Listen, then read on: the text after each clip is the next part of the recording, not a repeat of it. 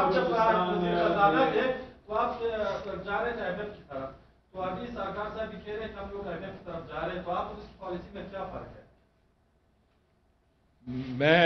میں سمجھتا ہوں کہ IMF جب ہم نے کر لیا تھا اور IMF کو واپس لے کر آ گئے تھے تو ایک معیشت کو ایک ڈگر پہ بٹھا دیا تھا, ڈیفالٹ کا رسک ختم کر دیا تھا. میں سمجھتا ہوں کہ یہ پچھلے 4 مہینے میں جو حکومت نے فیصلے نہیں لیے اس سے معیشت کا نقصان ہوا ہے, لیکن اب میں بڑا خوش ہوں کہ حکومت نے اب فیصلہ کر لیا ہے کہ IMF سے بیٹھ کے بات چیت کریں. تو میں امید کرتا ہوں کہ جو ملک معیشت کے مسائل ہیں اس کی حل کی طرف یہ جائیں گے. سر IMF کی چین بنگلہ دیش جو ہے ان کے ساتھ معاملات کو طے پا گئے, لیکن بنگلہ دیش جیسے ملک کے ساتھ ان کے معاملات طے پا گئے تو ہمارا کیا ہوگا؟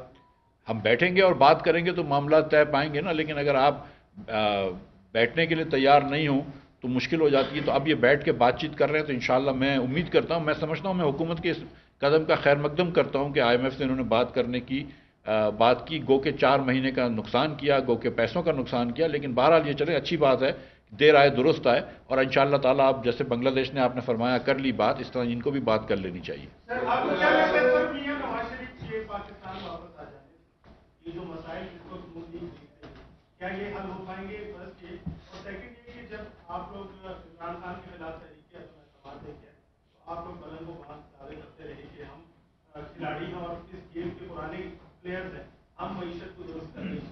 وہ کون سی وجوہات ہیں جس کی وجہ سے اب تک 8 سے 9 ماہ گزر گئے معیشت پٹری بنی؟ دیکھیے, پہلی بات یہ ہے کہ ہم یہاں, میں اپنی جماعت کو ڈیفینڈ کرنے نہیں آیا یا معیشت کو ڈیفینڈ کرنے نہیں آیا, پالیسی کو ڈیفینڈ کرنے نہیں آیا. یہ ایک نان پارٹیزن غیر جماعتی بنیاد پر ہم نے بات کی ہے. لیکن چونکہ آپ نے سوال کر دیا ہے, جو خرابی 4.5 سال یا 10 سال یا 20 سال میں جو بنیادی خرابیاں ہیں ان کے جو رزلٹس ہیں وہ آپ 8 مہینے میں دور نہیں کر سکتے.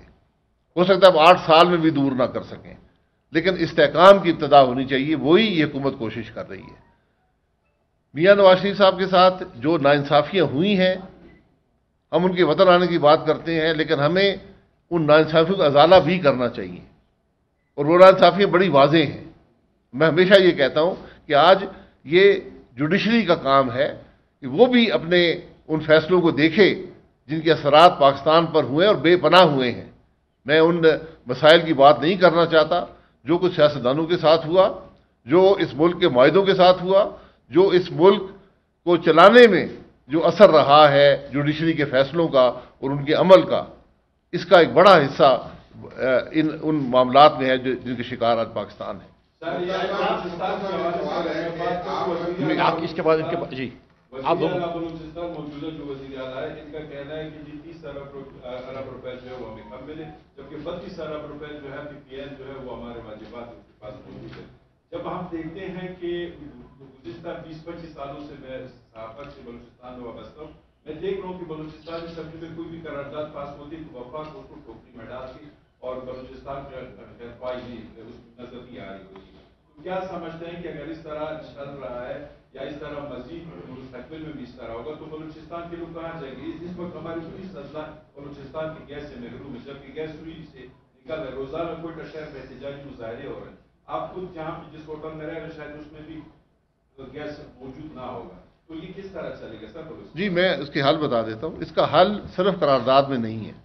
قرارداد ایک اپنی بات کا اظہار ہوتا ہے, اس کے پیچھے عمل کی بھی ضرورت ہے.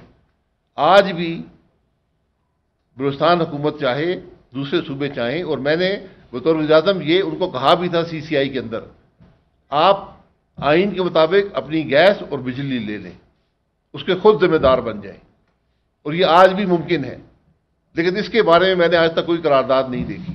میں بالکل اس بات کے حق میں ہوں کہ بلوچستان کی گیس بلوچستان کو دے دی جائے, بلوچستان کی بجلی کا حصہ بلوچستان کو دے دیا جائے, سندھ کی گیس سندھ کی بجلی سندھ کو دے دی جائے. صوبے خود ان معاملات کو طے کریں, یہی اس معاملے کا حل ہے. ورنہ ہم باتیں کرتے رہیں گے, اس نے ہمارے پیسے دینے, اس نے پیسے دینے ہیں, یہ سلسلہ چلتا رہتا ہے. پیسے آ بھی جاتے ہیں, پیسے خرچ بھی ہو جاتے ہیں, لیکن مستقل حل جو ہے وہ آئین کے اندر موجود ہے. اس کو امپلیمنٹ کریں, CCI میں بات کریں, اسمبلی میں اس کی بات کریں. آپ نے کہا روزگار کے مواقع بڑھانے چاہیے. آپ سیاسی جماعت کے اقتدار بیٹھے, میرے خیال یہاں پاکستان میں लोगों को भिखारी बनाने में आप सब लोगों का बड़ा हाथ है। बांग्लादेश में आज भी 35 लाख खवातीन जो है रोजगार कर रही हैं, उन्होंने गारमेंट्स पे काम किया, वहां पर उन्होंने फैक्ट्रियां लगाई, लेकिन आप लोगों ने सियासी जमातों ने यहाँ के गरीब आवाम को 2000, 1500, 2500 रुपए के पीछे लगा के सारा दिन ATM के कार्डों के ऊपर वो खड़े होते हैं। तो क्या वो बेहतर नहीं था कि बजाय उनको भिखारी बनाने के आप लोग इंडस्ट्री लगाते, चाहे गारमेंट्स की लगाते, किसी भी चीज की लगाते, वो बेहतर नहीं था? जी, ये आपकी बात दुरुस्त है। बांग्लादेश में भी फैक्ट्रियां हुकूमत ने नहीं लगाई, प्राइवेट सेक्टर ने ही लगाई हैं। तो हुकूमत का काम ये होता है कि प्राइवेट सेक्टर को इंसेंटिव दे, ऐसी पॉलिसी बनाए जिसमें हम नाकाम रहे हैं। वरना हमारी भी आज जो एक्सपोर्ट है वो 100 अरब के करीब होनी चाहिए थी। यही नाकामी है जिनकी बात करने हम यहाँ पर आए हैं और उनका हल देने के लिए आए हैं। मेरा क्वेश्चन का सेकंड था कि आप इसी फोरम से इंसाफ लड़ेंगे या अपनी जमातों के टिकट पे या आजाद से, क्योंकि जो आपकी सोच है, आपने क्रिटिसाइज किया तमाम पिछले हुक्मरानों को, जिन जमातों का आप हिस्सा है, तो थोड़ा सा हमने किसी को क्रिटिसाइज नहीं किया, अपने आप को क्रिटिसाइज किया। हम सब जिम्मेदार हैं, जिसमें सियासतदान भी हैं, फौजी भी हैं, जज भी हैं, मीडिया भी है। परसों की बात है कि यहाँ मीडिया ने खबर चला दी कि पाकिस्तान में पेट्रोल की शॉर्टेज हो गई। पूरी रात वो मिनिस्ट्री लगी रही, मिनिस्टर लगे रहे कि जनाब कोई शॉर्टेज नहीं है, और वहाँ कारों पेट्रोल पंपों पर लाइनें लग गई। तो हम सब जिम्मेदार हैं।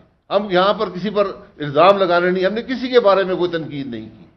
हमने मुल्क के मसाइल की हल की बात की, उनके मसाइल की बात की और उनके हल की बात की। यही ज़रूरत है। जी भाई, इलेक्शन जब होंगे, जिस जमात में हम हैं वहीं से इलेक्शन लड़ रहे हैं। जमात की जरूरत नहीं है, लेकिन आज मुल्क के मसाइल की कोई बात तो करे ना। आज हमें सियासी निज़ाम मुल्क के मसाइल और अवाम की तकलीफ की बात करता नजर नहीं आता, ना उनके हल तलाश करने में नजर आता है। शायद साहब जैसी पीटीएम पर आई यानी तो हमने ये देखा कि पाक फौज की जानिब से स्टेटमेंट है कि आज़िम मुदाखलत होती रही, हम आइंदा मुदाखलत नहीं करेंगे सियासी मुदाखलत। तो क्या अब जो आइन है उस पर अमल दरामद की जिम्मेदारी गवर्नमेंट पे आयद होती है या पाक फौज की मुकम्मल एक स्टेप बैक? देखिए, ये तो वक्त बताएगा ना। हमारे मुल्क में लंबा अरसा मार्शल भी रही है, फौज का अमल दखल रहा है सियासत में, आज भी रहा है। उसको ख़त्म करने की ज़रूरत, उसको आइन के दायरे के अंदर लाने की ज़रूरत है। यही आपको मसाइल का हल देगा। क्या ये एक दिन में मुमकिन है? ये वक्त बताएगा। जो मसाइल हैं वो बेचे जा रहे हैं, जिससे मुल्क तरक्की भी कर सकता है। आप देखें सेंधक है और दीगर जो हमारे स्टेशन के ग्वादर को भी तकरीबन कहते हैं जी बेच दिया गया है। जब आप बलूचिस्तान की हम बात तो करते हैं, जब विफाक में जाते हैं तो वो सब बलूचिस्तान को भूल जाते हैं और जो बलूचिस्तान के मसाइल हैं वो विफाक को ही मुंतकिल हो जाए। मैं देखिए, मैं गुजारिश कर दूं, हकाइक को देखना चाहिए। हमने सेंधक बनाया, हमने उसको चलाया और वफाक का 28 अरब का नुकसान हुआ। जब 28 अरब की कुछ हैसियत होती थी, उसके बाद ये कंपनी आई है, इसने चलाया है, अच्छा चलाया है, बुरा चलाया है, मायदे के तहत चलाया है, और आपको मेरा ख्याल है हर साल 2-3 अरब रुपए आपको मिल जाता है, जहाँ तक मुझे इल्म है। ये बलूचिस्तान असम्बली का काम है कि उसकी हकाइक अवाम के सामने रखे। ये कौमी असम्बली का काम है।